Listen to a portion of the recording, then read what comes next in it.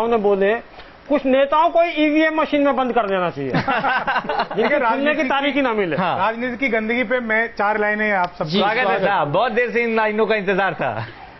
छोटा जो डॉक्टर बना बेकार हो गया।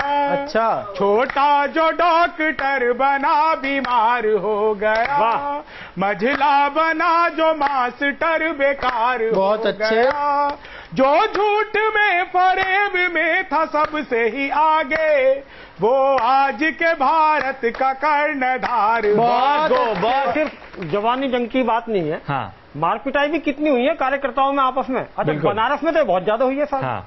वहां से तो इतने कार्यकर्ता सूजा हुआ बदन और फटा हुआ हाँ, एक से पूछ लिया उसकी घरवाली की सहेली ने। हाँ। कार्यकर्ता की सहेली ने ये कैसे हुआ। हाँ। तो उसने क्या बढ़िया दोहा सुनाया। हाँ। अक्षय जी, अच्छा। चिराग भाई सुनना। हाँ, बोली करत करत प्रचार के हाय हाय फुल बॉडी सूजान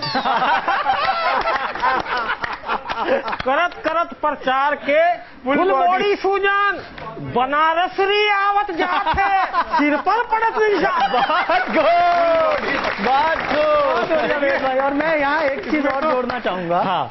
कि जिस प्रकार की बातें चल रही हैं, मैं तो पिछले दिनों एक इलेक्शन की कुछ कवरेज देख रहा था। हाँ। तो पता नहीं कब नेता बाइट देते हुए, कब भाषण देते हुए कुछ कह जाए। हाँ। मुझे तो लग रहा है मीडिया वालों को सतर्कता बरतनी चाहिए।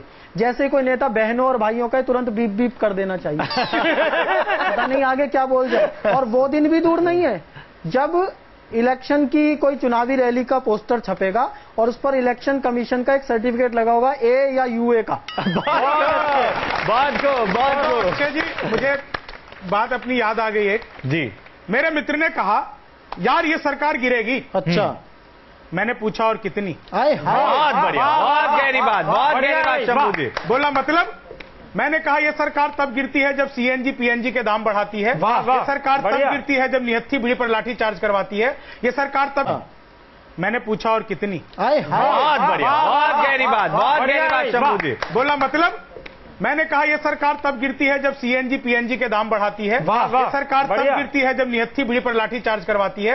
यह सरकार तब गिरती है जब 34 रुपए खर्च करने वाले को अमीर बताती है। और तो और ये सरकार तब गिरने के सभी आयाम तोड़ देती है जब कानून की आड़ में खूंखार दरिंदे को नाबालिग कहकर छोड़ देती है। बहुत बढ़िया शंभू जी, वाह वाह वाह, बहुत बढ़िया। और सब कुछ इतना बुरा बुरा भी नहीं है, कुछ हाँ। अच्छा भी हुआ है। हाँ। अच्छा। हमारे एक नेता है दिग्विजय सिंह, हाय हाय। उन्होंने अपनी छवि सुधारी है साहब। देखो कैसे वही बोलते थे पहले, सब उन्हीं के खिलाफ होते थे। हाँ। बाद में तो कितने स्टार आ गए, सुपरस्टार आ गए, बेनी आ गए, आजम आ गए, अमित शाह आ गए, पता नहीं कौन कौन आ गए और भी। लेकिन उन्होंने दिग्विजय जी ने अपनी छवि सुधारी है। उन्होंने अपना प्रेम स्वीकार करके। अच्छा। और मालूम है प्रेम स्वीकार किया क्यों उन्होंने? अच्छा। क्योंकि प्रियंका गांधी जी ने कहा था प्रधानमंत्री बनने के लिए 56 इंच का सीना नहीं, दरियादिली होनी चाहिए। तो उन्होंने दरियादिली दिखाकर कांग्रेस की तरफ से प्रधानमंत्री पद पर अपनी दावेदारी ठोक। बहुत बढ़िया। अब कांग्रेस जिसे समझती है या नहीं समझती ये देखने वाली बात है वैसे। लेकिन कांग्रेस अपने आप में दरियादिल पार्टी है। हमेशा उस पर एक आरोप ये लगता रहा है कि साहब वहाँ एक परिवार की सत्ता चलती है। हाँ। आप उस परिवार के जो राजकुमार हैं, हाँ। उन्हें एक नहीं मिली। भाई इसमें क्या करें, सारे कांग्रेसी चिल्लाते रहते हैं। हाँ। कांग्रेस को बहुमत दो, बहुमत दो। एक बार हो रहा है, राहुल जी ने कहा भी, मैंने सुना। हाँ। आपने भी सुना होगा वो, कि महिलाओं की इज्जत करनी चाहिए, महिलाओं की बातें सर झुका के सुननी चाहिए। हाँ। मैं इसमें इतना ही कहना चाहता हूँ, राहुल जी एक बार आप शादी कर लो और पतियों की तरह आप भी बात महिलाओं की सर झुका के ही सुनो। ये दर्द छलका है वेद जी का, ये पर्सनल एक्सपीरियंस है, मुझे ऐसा लगता है। अकेला मेरा नहीं है, समूह में है। सारे ग्रुप का दर्द निकला है। हमेशा ये आदर्श प्रस्तुत किया है। हाँ। कांग्रेस ने तो प्रधानमंत्री तक को ये शिक्षा दी है कि महिला की बात सर झुका के सुनो। और मैं एक चीज और बताऊं, यहाँ पर मेरे को एक चीज और याद आई। पिछले कुछ दिनों से आप देखिए मनमोहन जी टीवी पर आने लगे हैं। हाँ। मैं तो मलेशिया वालों को भी कहता हूँ धैर्य रखो, एक दिन तुम्हारा प्लेन भी मिल जाएगा।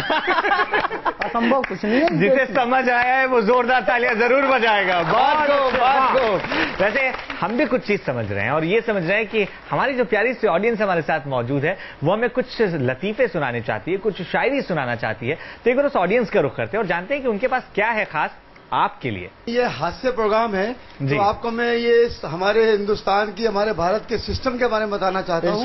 ये मेरा भारत महान, सब कुछ है आसान, बिक जाता है इंसान, 100 में 90 बेईमान, फिर भी मेरा भारत महान। और आगे गिरीश लगाओ मेरी जान, काम होगा आलीशान, कभी नहीं रहोगे परेशान। मैं कैसी गई भाईजान, बहुत अच्छी। इसीलिए कहते हैं जिंदगी में सदा मुस्कुराते रहो, फासले कम करो, दिल मिलाते रहो। बहुत खूब भाईजान, बहुत खूब भाईजान। अक्षय जी, जी, ये जिस प्रकार की शायरी यहाँ हो रही है, हाँ, मुझे एक जमुना प्रसाद उपाध्याय जी की 4 पंक्तियां याद आती हैं। स्वागत है साहब। कि नदी के तट पे भी यदि ये सियासी लोग बस जाएं, तो प्यासे होठ एक एक बूंद पानी को तरस जाएं।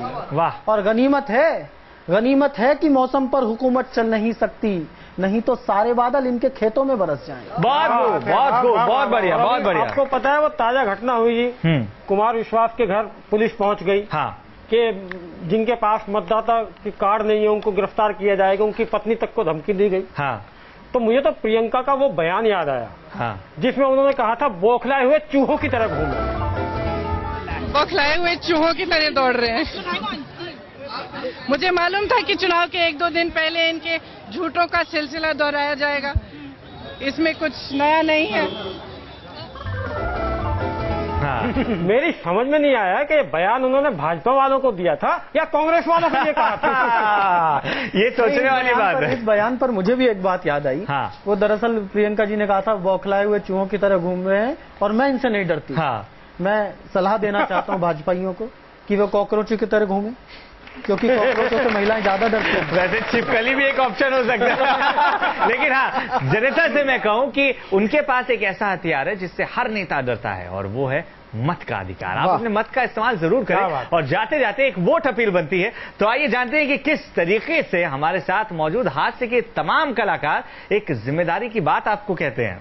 दरअसल क्या है साहब कि पिछले दिनों ऐसा कुछ देखा गया कि किसी नेता का कुर्ता बड़ा फेमस हो गया है। हाँ। उसके कुर्ते के स्टाइल के कुर्ते बिक रहे हैं बहुत ज्यादा, इतने का वो नेता नहीं होगा। हाँ। लेकिन मैंने एक टुकड़ा लिखा उस पर जनता के नाम जी, कि किसी का मफलर फेमस हुआ, किसी का कुर्ता, किसी की दाढ़ी तो किसी का चित्र। आप लोग समझदारी से मतदान कीजिए ताकि इस देश में फेमस हो सके किसी न किसी नेता का चरित्र। बहुत बढ़िया, बहुत बढ़िया, बहुत खूब, बहुत खूब, बढ़िया बढ़िया। और अब वेद प्रकाश वेद जी की वोट अपील सुनते हैं। देखो, कहा जाता है, सभी लोग कहते हैं मत देना। हाँ, मत देना का मतलब है बुरों को मत देना, बहुत लेकिन खूब, अच्छों को मत देना। बहुत खूब, बहुत खूब। ये समझने वाली बात है जनाब। तो अगर आपके इलाके में अभी वोटिंग बची है तो अपने इस मत का इस्तेमाल जरूर करें, ताकि देश में एक ऐसी सशक्त सरकार आ सके जिस पर आप और हम मिलकर गर्व कर सके। बहरहाल, चुनावी चकल्लस के इस खास एपिसोड में अभी के लिए इतना ही, लेकिन आप मस्त रहिए, तंदुरुस्त रहिए और इसी तरीके से हंसते रहिए। अलविदा कहना पसंद नहीं है जनाब, इसलिए कहूंगा खुदा हाफिज, जल्द लौटूंगा वापस। टिल देन आप लगातार न्यूज नेशन के साथ बने रहिए। बहुत खूब।